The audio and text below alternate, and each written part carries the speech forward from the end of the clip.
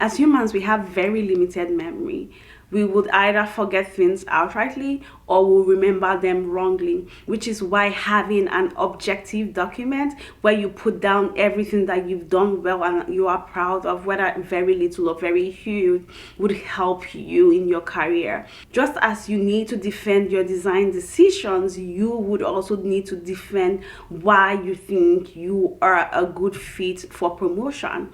And in order to do this effectively, you need a brag document.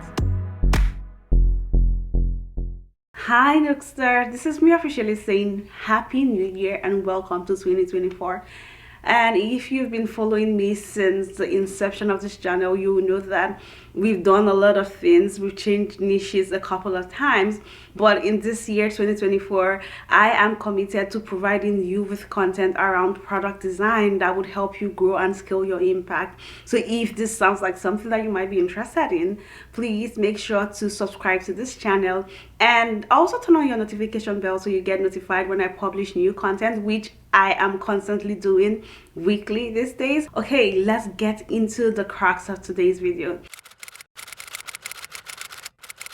What exactly is a brag doc? A brag document is simply a document where you track all your professional wins. The first reason that you need a brag document is because sometimes your manager do not have enough visibility on what you've done in the past. As managers, they handle a lot of people, different projects, and sometimes this can get overwhelming for them. Also, beyond just a reminder to your manager about some of the things that you are doing really well or exceptionally, you can also use it for yourself, because sometimes we don't remember some of our achievements. So it's also a good document to go back and look over it and say, oh my god, this year I've accomplished a lot. Because sometimes we want to think that we haven't done a lot, but when you go back to your brag document, this enables you to see how much you've accomplished in the time that has passed. Another reason you need a brag document is because it helps you build confidence.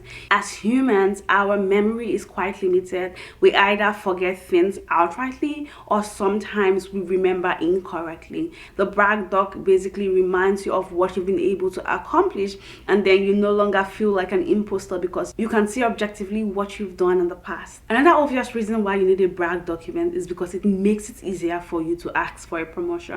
So if you have the track record of all that you've done and all these are in line with the career leveling framework that your company has, then it's easier for you to say, okay, I have achieved A, B, C, D in this aspect and B, D, E, F in this other aspect, and as such, according to our company's requirements, I am due for promotion.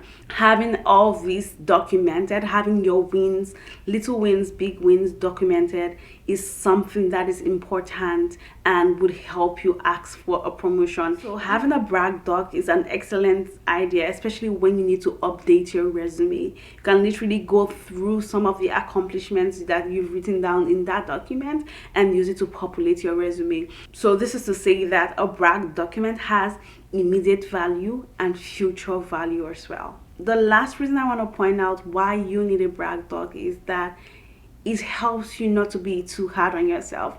I feel like I'm speaking to myself because most times I'm really tough and hard on myself. Recently, I sent a message to my friend and I said I needed to do this and do that. I'm not sure about this. And this friend of mine, he was so gracious and he said, Grace, you don't give yourself enough credit. You are doing well. Give yourself enough credit. And that's basically what a brag doc will do for you. Now let's go into how to write a brag doc. Before I go into this, let me just say this upfront. There's no right way or wrong way to write a brag doc. Just basically, in terms of like the format, do it in whatever format that suits you. The most important thing is the content of it, what goes into it. So I've seen some people write it as bullet points in a Word document, while others have done it in Notion. There's actually a Notion template. It was somewhat too complicated for me, so I decided not to do it. And then some other people also do it in a table format. So to be honest, it just depends on what format you're comfortable with do you. But I personally, I do bullet points. As regards the format, use what format you feel comfortable with. And as regards how often you should update it, I personally find that updating my brag document daily kind of helps me. So if I can't do it daily, then I actually wait till the end of the week to do it. But I find that I forget details really easily, so I want to do it as soon as it happens. What I'm saying in essence is that do what works for you, but I would recommend that you do it as early as possible so that you are sure that you are documenting it rightly.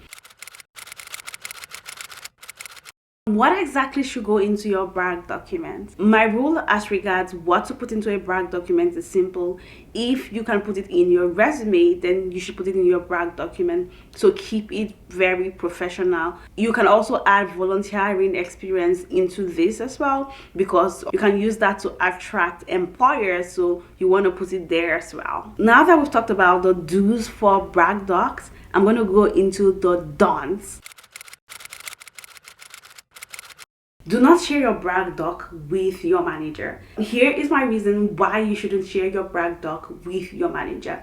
In my opinion, your brag doc should be a personal document, a place where you document all the wins that you've had over the years. So basically you build on it over and over again, so you can have a brag document as old as what, 4 years, 5 years, 10 years, depending on how early you start documenting your wins.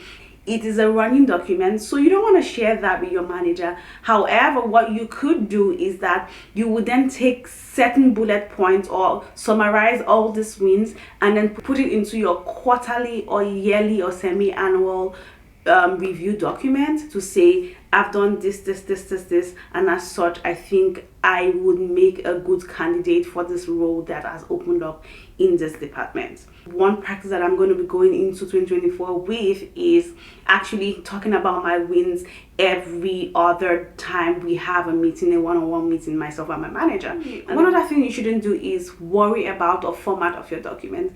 As I mentioned before, the format of the document should be something that works for you.